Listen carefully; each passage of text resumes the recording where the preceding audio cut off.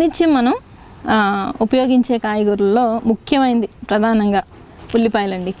అయితే ఈ ఉల్లిపాయల్ని మనం మిద్దె తోట మీద చాలా సులువుగా సరళమైన పద్ధతిలో మనం పెంచుకోవచ్చు.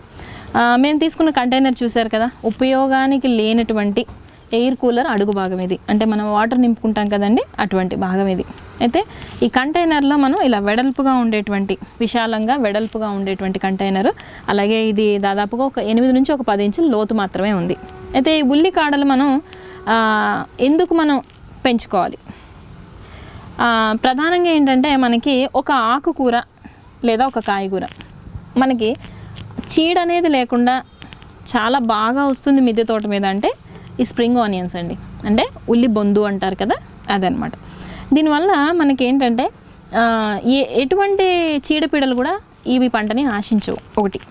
ఇంకోటి ఏంటంటే దీనికి పెద్దగా మనకి ప్రదేశం దీనికి కల్పించాలి, ఒక కంటైనర్ అంటూ దీనికి సెపరేట్గా ఉండాలి అని ఏమీ లేదండి. ఉల్లిపాయని మనం ఎలా నాటుకోవాలో చూద్దామండి.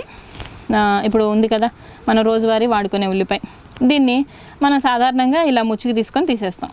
కొంచెం మనం ఎప్పుడైతే మనం ఉల్లిపాయకి నాటుకోవాలనుకుంటున్నామో కొద్దిగా దీనికి ఉల్లిపాయని వదిలేసి మనం ఇలా కొంచెం ఇంతేనండి ఇలా కట్ చేశారు కదా.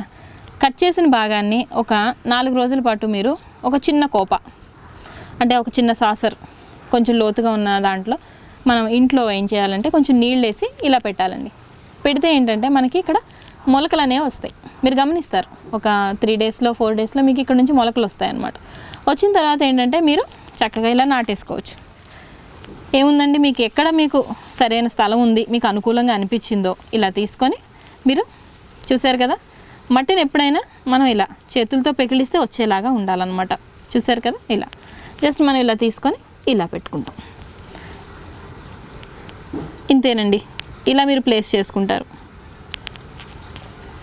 నేను ఇలా పెట్టుకున్నవేనండి. ఇవన్నీ కట్ చేసుకున్న ఉల్లిపాయలు మనం కాస్తంత భాగాన్ని మనం ముచ్చుకు వదిలేసి ముచ్చుక వైపు ప్రదేశాన్ని కిందకి పెట్టుకుంటూ ఈ మొలకలు వచ్చిన తర్వాత మనం ఇలా నాటినవి చూసారు కదా. ఇప్పుడు ఇది నేను నాటి దాదాపుగా 60 నుంచి 70 రోజుల మధ్యలో అయిందండి. మీకు చూపిస్తాను, ఇప్పుడు ఒక ఉల్లిపాయ చూపిస్తాను మీకు ఎలా వస్తుంది అనేది మీకు చూపిస్తాను. ఎప్పుడైతే మనం పంటని తీసేయబోతున్నామో అప్పుడు మనం ఒక పూట నీరు అనేది ఆపుకోవాలండి. ఆపుకుంటే దుంప అనేది గట్టిగా ఉంటుంది, మెత్తగా కాకుండా గట్టిగా ఉంటుంది అన్నమాట. మీ కళ్ళ ముందే నేను తీస్తున్నాను. ఉల్లిపాయ అనేది ఎంత చక్కగా మనం ఎంత ఈజీగా మన మిద్దె తోటలో పెంచుకోవచ్చు. అది పెద్ద కష్టమైన పని కాదు.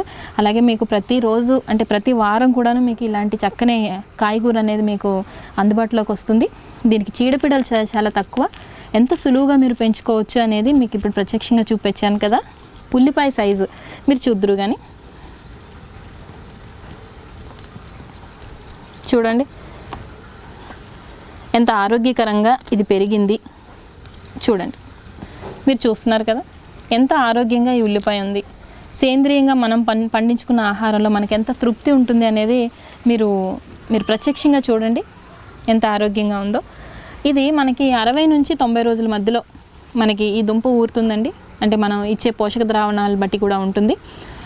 కాబట్టి ఏంటంటే మనం ఈ మిద్దె తోటలో ఉల్లిపాయ అనేది కూడా మీరు ప్రధానంగా పెంచుకోవడానికి ప్రయత్నించండి.